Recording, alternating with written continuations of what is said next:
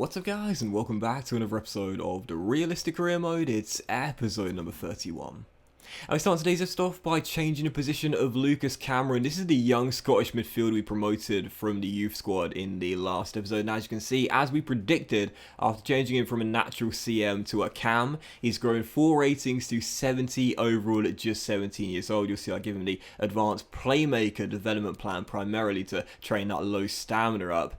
But yeah, he looks pretty tasty. I said in the last episode, looks like a pretty decent young player there. And we don't play with attacking midfielders, we play a flat 4-4-2. But listen, if the right youth prospect came through, I wouldn't be against changing tactical plans. Just slightly changing to a 4-1-2-1-2 diamond wide in order to accommodate their best position to get the best out of him.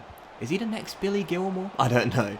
Maybe I'm thinking a little bit too far into the future. What a class performance he had, by the way, on Friday night against England. I know everyone's talked about it, but the Scotland side, they worked so hard for one another. They put in such tremendous levels of energy, and you saw what it meant to them come the finalists as well. Their first point at a major tournament in, I think it's, how many years now? What, 13 years? No, sorry, 23 years, wouldn't it be? France 98, 23 years.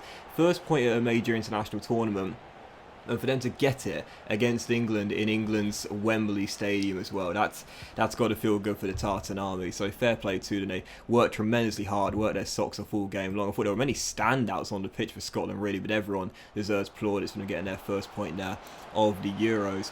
Anyway, for our first game of today's episode, first of 4, as we close out December and officially begin the second half of the campaign, right now sat in a Europa League spot, taking on Nottingham Forest here, down towards the bottom of the table here at Turf Moor. Took lead through Reiss Nelson, grabbing goal number 7 in the Premier League this season already. Our second highest scorer in the league behind this man, Tyrese Campbell, as he gives us the opening goal. Callum Wilson then makes it 2, and then the two-turn provider here, the Campbell turn provider here for Reiss Nelson, who gets goal number 8 for the season in the league and goal number 2 in the game for him, and goal number 3 for us in the game itself. So Burnley 3, Nottingham Forest 0. I made a meal of that little sentence there. Burnley 3, Nottingham Forest 0, really from start to finish just absolutely dominated. Should have won this game by more goals really. We have scored a lot this season as well. I've been more aggressive when going forward, and when you think about the injuries we've had, primarily to our strikers as well, Callum Wilson, who was back on the pitch in this game, Aaron Conley, who as we know has been down, obviously Tyrese Campbell's had a knock as well. McBurney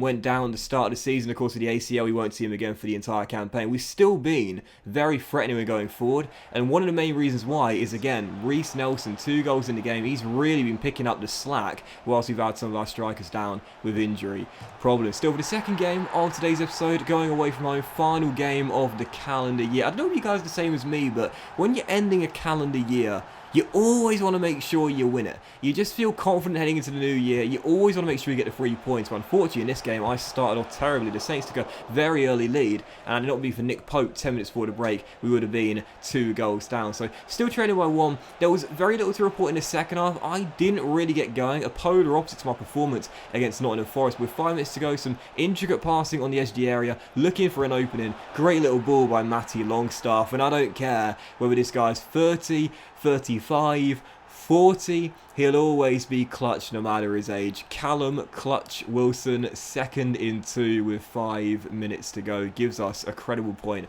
on the south coast against Ralph Hasenhüttl's side there. And there's limbs away, and I love the celebrations on the next gen consoles nowadays, the late goal celebrations there. Limbs in the away end as Wilson rescues a point right towards the end of the game. So we didn't win our final game of the calendar year in the league, but the final in the calendar year domestically was in the FA Cup. Third round taking on Preston. I guess you could say slightly a local rival with Burnley, I guess, if you want. Taking them on here at Turf Moor, of course. This is our competition. We reached the final back in season 1. We won it last season. We are the holders.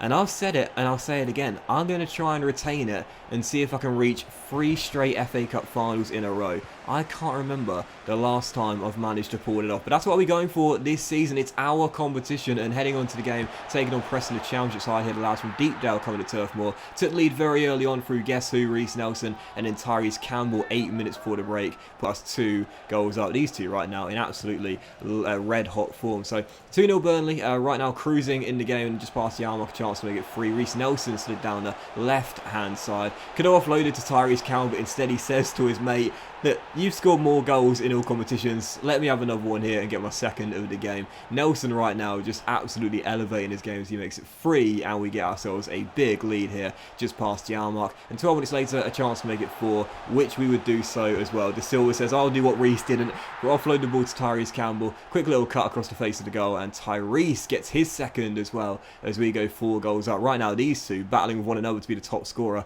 in the Burnley team. So 4-0 Burnley. The job was already done, but I just want to see how many goals I could score here and really make a statement against the Championship side. We get our 5th goal with 9 minutes to go. Callum Wilson, how many of his goals have come in the final 10 minutes of games? This one not quite as important, we'll still take it. Burnley 5, Preston 0, and that was how the game would finish. With a big thumping victory there, and again, I made a statement in that game, man. This is our competition. I threw out a very strong lineup. I didn't feel I needed to have as strong as a lineup out there, but I take this competition as seriously as the FA Cup, as the Premier League and the Europa League as well. And speaking of the form, as you can see on the back of the draw against Southampton here, we're 4 points behind the Red Devils in 4th, as Spurs still lead the way, but we are in 5th. We're 1 point clear of Chelsea, we're 2 clear of Wolves in 7th as well, and I think we're 7 clear of Aston Villa in 8th place right now as well. So at the moment, we're looking pretty secure in a Europa League spot. Now, as we know in the game, the board only count 5th as an official European spot, and a Europa League spot, I should say. But, as we know, 6th and 7th can give it to you, and ordinarily do so, depending on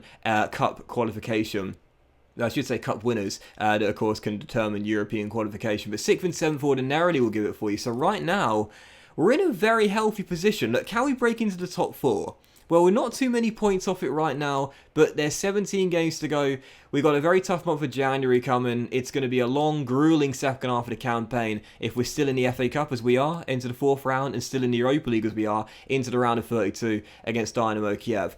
It's going to be a very tough second half of the season to maintain our current pace and current form right now. You see our fixtures in January, 3 big games here, well, 4 really. Aston Villa at home, Manchester United away at Old Trafford, Everton at home, and Liverpool at Anfield as well. 4 really tough games here coming in January. And there is £6.5 million in the budget as well, and as the January transfer window has opened, the question will be, should we sign anyone? Well, as I show you the team here, I don't think we should make any changes to our side right now. You know, many players are having really, really good seasons. As I run you through the squad hub here and I show you the individual stats of players, you notice that Nathaniel Chalobah and Ben Mee have sort of split the game time a bit this season. I think Ben Mee has now decreased the rating 79 overall. Chalobah's only 1 rating below him and has done really well this season when stepping in for the captain. I think now is the time for Ben to be gradually phased onto the bench as Chalobah takes the partnership alongside James Tarkowski to hopefully the next level. But yeah, you know, you look at the team here, some individual performances that have been so good. De Silva has 11 assists, by the way, but Reece Nelson, 11 goals and 2 assists in 26 games. Tyrese Campbell, 11 goals and 10 assists in 18. Aaron Connolly with the 12 goals this season as well before the injury he suffered.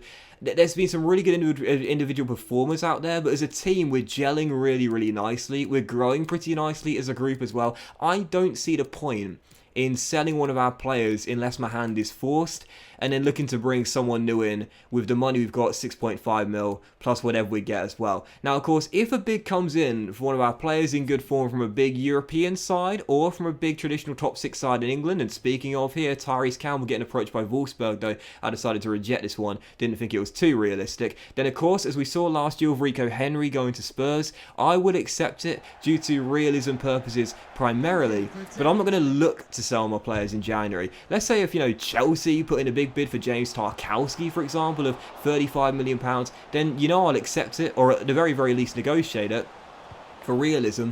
But for the moment, I don't feel the need to make changes myself and look to actively shop my players that are in form right now. We're in great form. We're into the Europa League round of 32. We're in 5th place in the league. We're still defending our FA Cup into the 4th round. No need to make major changes in January, I don't think. We're still with the final game of today's episode. First one in the calendar year. Aston Villa here at Turf Moor. And this was sick to see as well. Callum Wilson in fine form right now. Got an injury a few minutes earlier. But if you think a minor knock is going to keep Callum Wilson off the score sheet, think again. This guy is just unstoppable when he's in good form. Burnley 1, Aston Villa 0, and right before the break, another injury. Tyrese Campbell going down, but like I said, it's realistic, it's challenging, and whilst it can be frustrating, I kind of like it. Tyrese sprained his knee, and as you'll see, Callum Wilson suffered a hyperextended knee, so 2 knee injuries to our strike duo there, who have both been in electric form lately. Campbell out for 4 weeks, Callum Wilson out for 4 weeks. The injury problems continue for Burnley.